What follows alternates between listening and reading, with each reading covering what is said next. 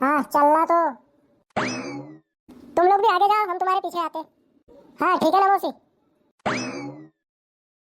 चल रामकली अपन भी चलते हैं इनके पीछे पीछे, देखते हैं क्या करते हैं ये लोग। चल भला।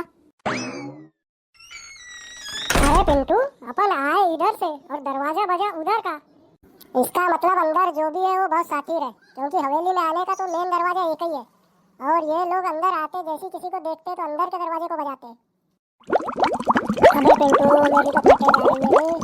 अबे रुक जा साले फट्टू। पिंटू, जब तक अपन उस कमरे तक नहीं जाएंगे तब तक कि अपने को कुछ पता नहीं चलेगा। हाँ सही बोल रहे हो, चलो तो फिर अंदर। कौन सा वाला कमरा बंद रहता है मौसी हमेशा? वो कमरा नंबर 36।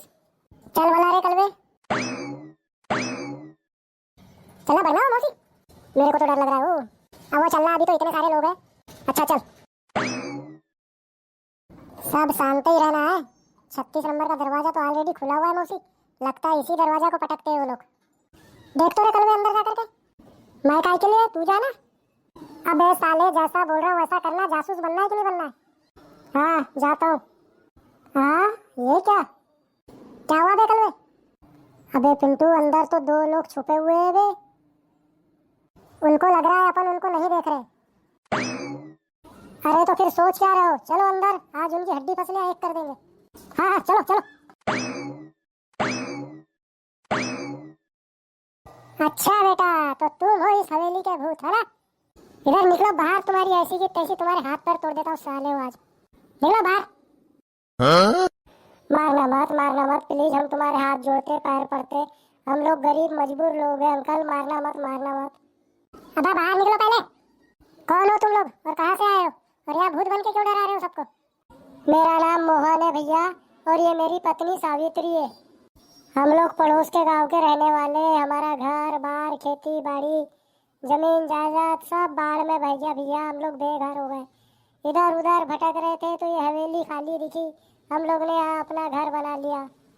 और इसी डर से कि कोई हमको यहाँ से ना निकाल दे, इसलिए हमने भूत बनने का नाटक किया सर।